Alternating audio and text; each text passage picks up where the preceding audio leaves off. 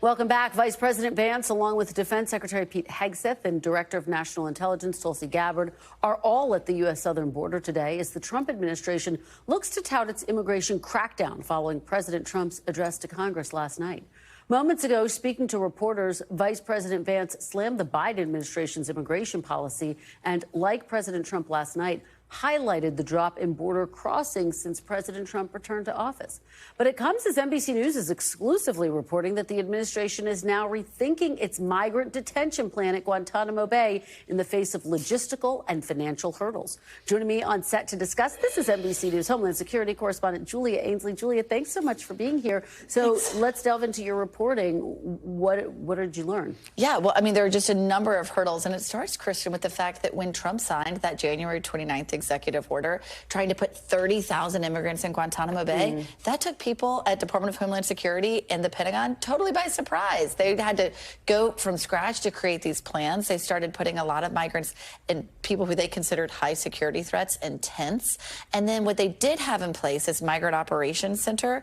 I've talked to people in the Biden administration who said that was in bad need of repair. It was going to take at least $15–20 million to even get that up to standards. And in the end, they do have to have standards to follow the ICE detention standards that are in the United States there if you're going to be holding immigrants there. It's different from what you would use in a prison, for example. So, Julia, what is the plan B? Is there a plan B at this point? Well, I think they're still going to be leaning on the military quite a bit, Chris. Okay. We know that they're looking at places like Fort Bliss in Texas, near El Paso is a place where they could keep migrants, and they're looking at a number of other military bases around the United States because it's land they can easily access, it's accessible. They can use defense contracts, they think, to try to bring these places online because Trump has declared the border a national emergency. And they also think that these are places where they won't run into the same hurdles, especially when it comes to transportation. I mean, Courtney Kube was able to break down the cost of these flights, and it was just astronomically different than the flight that you would do for a charter plane inside the United States. So let's talk about the situation at the border. In his speech last night, President Trump said he'd achieved, quote, the lowest numbers of illegal border crossers ever recorded. Is that true? What's the reality check here? Yeah, I mean, that data all started in fiscal year 2000. But yes, according to what we can see that's been recorded since 2000, it is the lowest. Now, this is coming from what they are telling us their border apprehensions were in the month of February. They haven't officially put that out in a way where we can see as much of the data like we normally get a breakdown of who crossed illegally versus not.